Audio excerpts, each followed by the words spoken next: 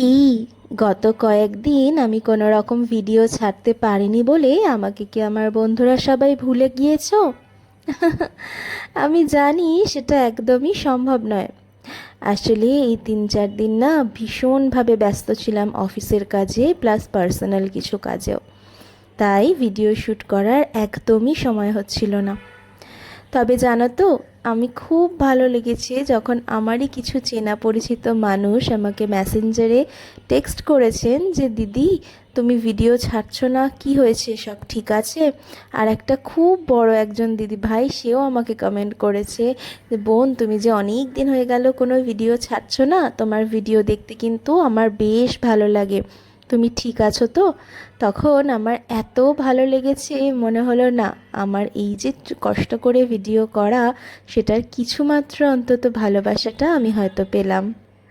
আসলে অফিসে সত্যিই খুব চাপ ছিল, যার জন্য ফেসবুকে মাত্র দু একটা ছবি পোস্ট করেই ছেড়ে দিয়েছিলাম। গতকাল তো কিছুই পোস্ট করতে পারিনি।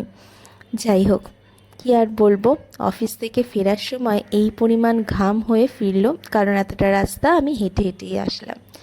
আসলে রাত্রের দিকটা হেঁটে আসার চেষ্টা করি, তবে আমি কখনোই হেঁটে আসি না, ও থাকলে তো নিয়ে আসে।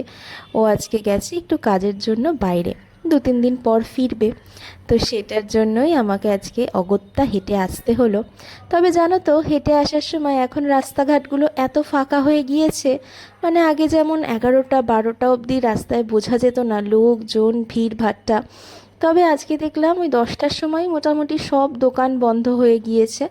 আর এরকম অবস্থা, যাক, কী আর হবে, যখন যেরকম নিয়ম আমাদেরও তো নিয়মের সাথেই চলতে হবে। এদিকে দেখো, বললাম না ও গেছে বাইরে কাজে, তো আমার বাবা চলে এসেছে আমাকে পাহারা দিতে।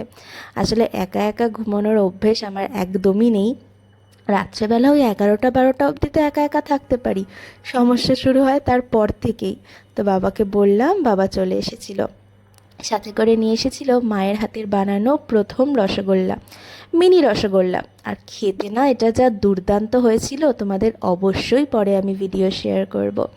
আর রাতে আজকে কিছু খেতে ইচ্ছে করছিল না, পেটটা ভার ভার লাগছিল, তাই আর ভাত টাত কিছু খাইনি, দুটো পোচ বানিয়ে নিলাম, এটা দিয়েই আমি আমার ডিনারটা কমপ্লিট করব, করে যাব এবার ঘুমের দেশে পাড়ি দেব।